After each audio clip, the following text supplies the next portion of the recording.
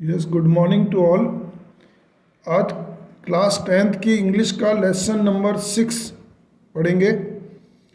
और इसमें आपको पहले भी बताया है कि क्वेश्चन में आपके आधा आंसर आपको मिल सकता है। केवल आपको क्वेश्चन में से WH वाले वर्ड्स और डू डज डिड ये हटाने हैं। WH वाले वर्ड्स कौन से हुए? When, where, why. और डू डज डिड को अगर आप हटा देंगे और अगर कोई हेल्पिंग वर्ब है तो उसको उठा करके सब्जेक्ट के बाद लगा देंगे। तो यहाँ क्वेश्चन नंबर 1 स्टार्ट करते हैं। What was the study undertaken in the school of Britain for? तो ब्रिटेन में जो स्कूल में पढ़ाई होती है उसके बारे में क्या अंडरटेकन किया गया है। तो इसमें देखिए व्हाट तो हट जाएगा और वॉज जो है हेल्पिंग वर्ब है, ये उठ करके और वर्ब कर्ता के बाद सब्जेक्ट के बाद जुड़ जाएगी। The study was undertaken verb के पहले, हेल्पिंग वर्ब कहाँ लगती है? वर्ब क्रिया के पहले और सब्जेक्ट के बाद। तो the study was undertaken in the school of Britain for to find out children of which country excelled in intelligence, कि कौन से देश के बच्चे जो है वो इंटेलिजेंस में सबसे अच्छे हैं। और इट वॉज फाउंड। अब देखिए जब आपको क्वेश्चन कोई भी सेंटेंस याद करना है इंग्लिश में तो आपको कोई ग्रामर की ज़रूरत नहीं पड़ेगी, कोई टेंस में उलझने की ज़रूरत नहीं है आपको, न कोई ट्रांसलेशन की ज़रूरत है।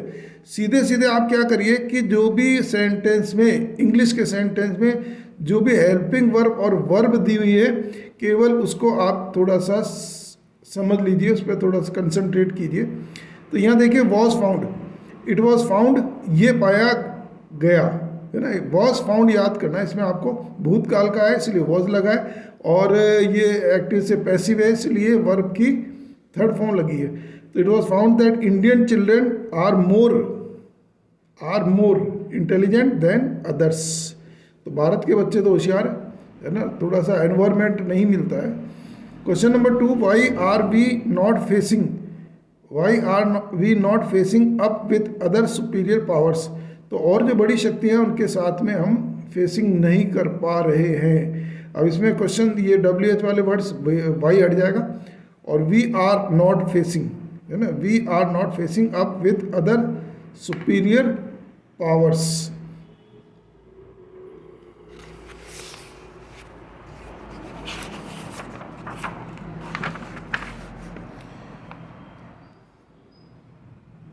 बिकॉज अब वाई क्वेश्चन में आया इसलिए यहाँ पर बिकॉज से आंसर अपन देंगे।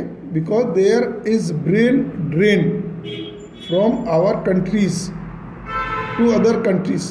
तो हमारे यहाँ के लोगों में जो है ब्रेन ड्रेन कर दिया गया, उनके दिमाग से बिल्कुल निकाल दिया गया है कि फॉरेनर्स जो है वो ज़्यादा होशियार होते हैं, लेकिन होशियार आप लोग हैं।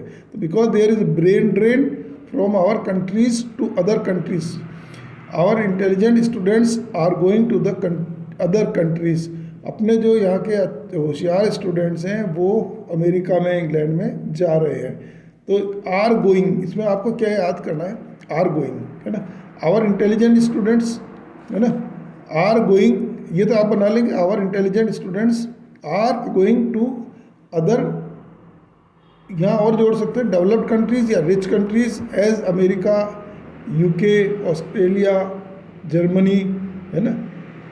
Question number 3, which are big achievements? तो बड़ी अचीवमेंट्स क्या है, बड़ी उपलब्धियाँ क्या हैं? तो विच तो हट ही जाएगा इसमें से। The big achievements are, India में जो बड़ी बड़ी चीज़ें बनी है, भाखड़ा नांगल बांध, ये पंजाब में है, भाखड़ा नांगल डैम, आपने SST में पढ़ा होगा। भिलाई फैक्ट्री है, बहुत बड़ी है। राउरकेला में भी स्टील की फैक्ट्री है, दुर्गापुरा में भी स्टील फैक्ट्री है। भिलाई, राउरकेला और दुर्गापुरा, इसको आप देखो, ये तो भाखड़ा नांगल तो बांध है, B से भिलाई और D से दुर्गापुरा और R से Rourkela. Steel plants, Tarapur nuclear power, Tarapur में शहर में बड़ा न्यूक्लियर पावर का बिजली बनाने का कारखाना है। They are proud of us, ये हमारे लिए प्राउड की चीज़ है।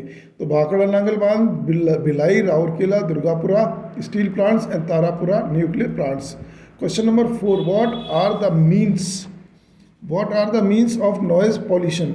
तो शोर का जो प्रदूषण है उसका क्या मतलब है।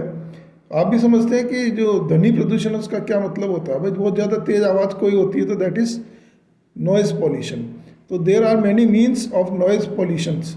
बहुत सारे साधन हैं इसके आपके ध्वनि प्रदूषण के। देर आर मैनी, ये चीज़ में आप देख सकते हैं there are many means of, many आप जोड़ देंगे ऑफ नॉइज़ पॉल्यूशन।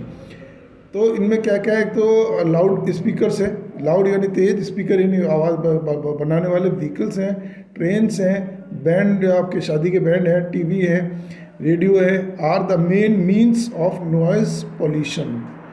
ये जो चीज़ें हैं आर, इसमें आर से आप सेंटेंस बना सकते हैं क्योंकि वर्ब नहीं है इसमें, केवल विशेषता है और विशेषता में आर का यूज़ होता है। Question number 5, what is the स्टेटरी warning. कौन सी वैधानिक चेतावनी return on the packet of cigarettes.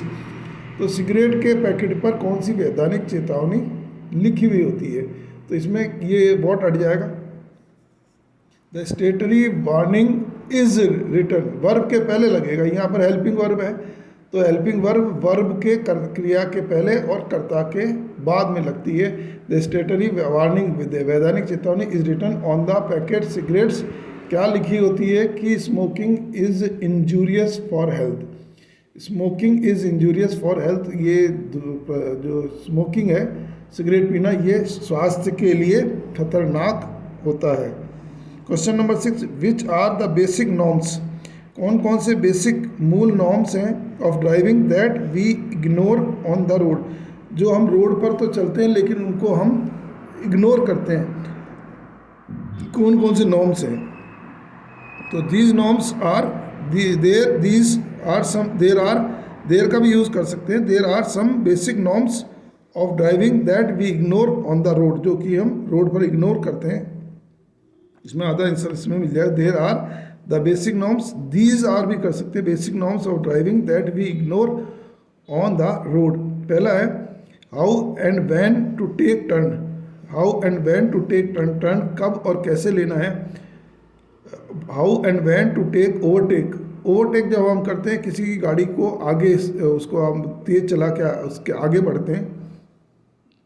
How and when दोनों में ये याद करना है। ओबे इन द ट्रैफिक में जो हमको रूल्स हैं उनको ओबे करना चाहिए। ड्राइविंग इन प्रॉपर लेन्स, और जिस लेन में हम चल रहे हैं उसी लेन पे चलते रहना चाहिए। नहीं कि हम उसमें एस बनाते हुए घूमते हुए टर्न लेते हुए जब मन में आए तो हम पीछे जो गाड़ी तेज़ आ रही है उसको हम एक्सीडेंट का कारण बना सकते हैं। तो ये चार चीज़ें हैं। एक तो how and when we take turn, how and when we to take turn, overtake, obey in the traffic rules and driving in the proper lanes. Question number 7, what increases the possible risk of accident. तो कौन कौन सी जो संभव risk हैं जो कि accident को बढ़ाती हैं। इंक्रीज मीन्स बढ़ाना। तो इसमें केवल आगे कुछ चीज़ें जोड़ देंगे, बाकी का ये सारे शब्द काम वैसे ही काम आएंगे। Overloading and overtaking of vehicles. Overloading and overtaking of vehicles increase the possible risk of accident. अब यहाँ पर दो चीज़ आ गई इसलिए इंक्रीजेज नहीं आएगा, एस नहीं लगेगा क्योंकि बहुवचन हो गया। सिंगुलर होता तो यहाँ पर इंक्रीजेज लगाते, लेकिन दो चीज़ें आ गई। इन ओवरलोडिंग बहुत ज़्यादा गाड़ी में माल भरना, और ओवरटेकिंग ऑफ व्हीकल्स गाड़ी से आगे निकलना increase the possible risk of accidents.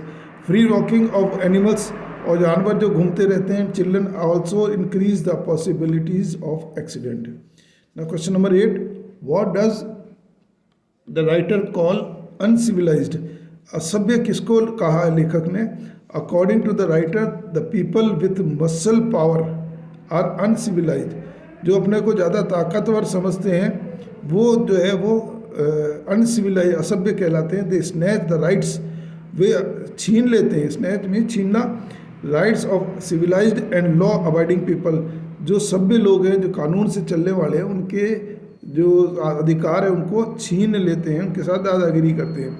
Question 9, when can we hope for the prosperity and pleasure.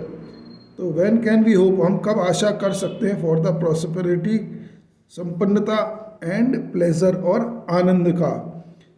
Answer, we can hope for the prosperity and pleasure. Pleasure आएगा, प्लेजर। तो इसका हम जब आनंद कैसे कर सकते हैं, कब व्हेन का है तो इसको कब का आंसर देना पड़ेगा, if we pay attention, if we pay, इसमें आप पे याद कर लीजिए, pay attention to small but important issues, लेकिन जो मुख्य इश्यूज़ हैं ऑफ सोशल बिहेवियर, सामाजिक व्यवहार के, एंड सिविक सेंस, और सब नागरिकता के जो है वो हमको पालना करनी चाहिए, तो हम प्रॉस्पेरिटी और प्लेजर उठा सकते हैं।